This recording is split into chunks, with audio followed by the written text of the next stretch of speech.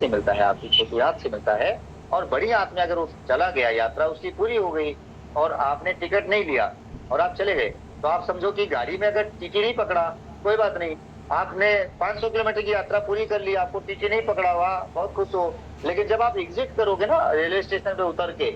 वहां पर टीटी पकड़ लेगा कि भाई टिकट दिखाओ, टिकट कहाँ है। अब टिकट का मतलब आपने खुद नहीं चलाया, भगवान ने 32 दांत दिया है, आपने 16 बार भी नहीं चलाया, तो वहां पर जो बड़ी आंत है ना, वो आपको नहीं छोड़ेगी, वो कर लेगा। और वो पनिशमेंट नहीं है कि आपने 5,000 रुपया दे दिया छूट जाओगे, 2,000 रुपया दे छूट जाओगे,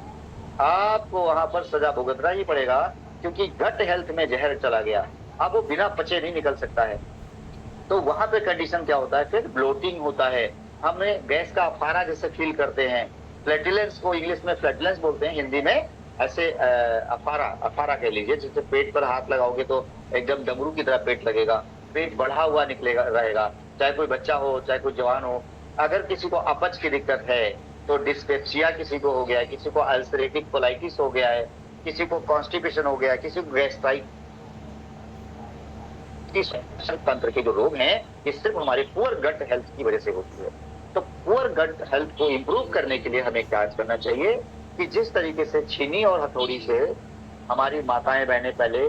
सिलबट्टे के, कोई आता था फेरी वाला और वो पैसा लेकर के सिलबट्टे पे थोड़ा सा छीनी मार के और उस पर निशान बना देता था, फिर वो आपका सिलबट्टा नया हो जाता था, एकदम से मसाला ऐसा बारीक पिसता था, वाह, मतलब मेहनत कम लगती थी और आपका बारीक मसाला पिस जाता था। सेम आपको अपने गट हेल्थ को ठीक रखने के लिए क्या करना होगा, सवेरे सवेरे सभी लोग आधा चम्मच मेथी दाना, यानी या तो भिगो के रखें, उसको पानी पी लो और मेथी दाना पूरा पूरा निकल जाओ, या फिर 100 ग्राम मेथी, सूखा हुआ मेथी को अपने ग्राइंडर में पीस लीजिए, हल्का सा घुमाएंगे, मुश्किल से कितना देर, 10 सेकेंड, और 10 सेकेंड में आपके ग्रेन्यूल्स बन जाएंगे। और वो 1/4 चम्मच सभी लोगों को रात में सोते समय पक्की लेना चाहिए, उससे आपका गट हेल्थ बहुत इंप्रूव हो जाएगा।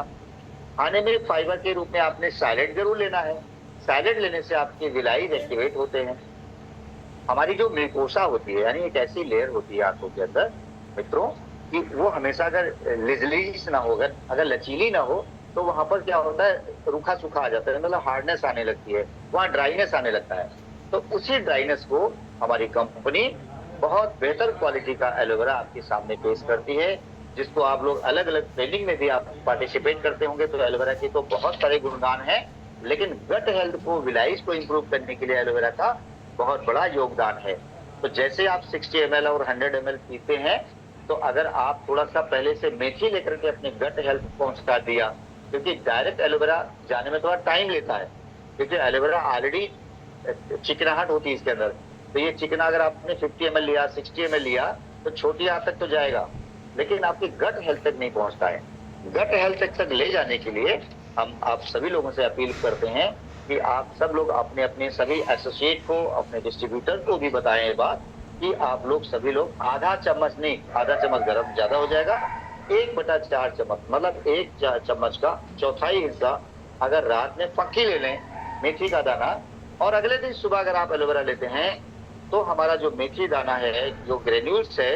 वो एलोवेरा के लिए कैरियर साबित होता है। और बायोलॉजिकली आपके एलोवेरा की जो गुणवत्ता है, जो क्वालिटी है, वो पेनिट्रेशन पावर को और बढ़ा देती है और आपके बड़ी आंत में जाके खोलता है। तो एक्चुअल में एलोवेरा इसलिए ले रहे हैं कि हमारी बड़ी आंत साफ हो जाए। तो बड़ी आंत तक ले जाने के लिए आपको आपको फ्रेंच जूस लेना है, यानी मेथी दाना लेना है सभी लोगों को। अब रही बात कि अगर थोड़ा सा आप फिजिकल एक्टिविटी भी करते हैं, आप ताड़ासन कर लीजिए, आप योगासन में वृक्षासन कर लीजिए, आप थोड़ा सा त्रिकोण आसन कर लीजिए या भुजंगासन,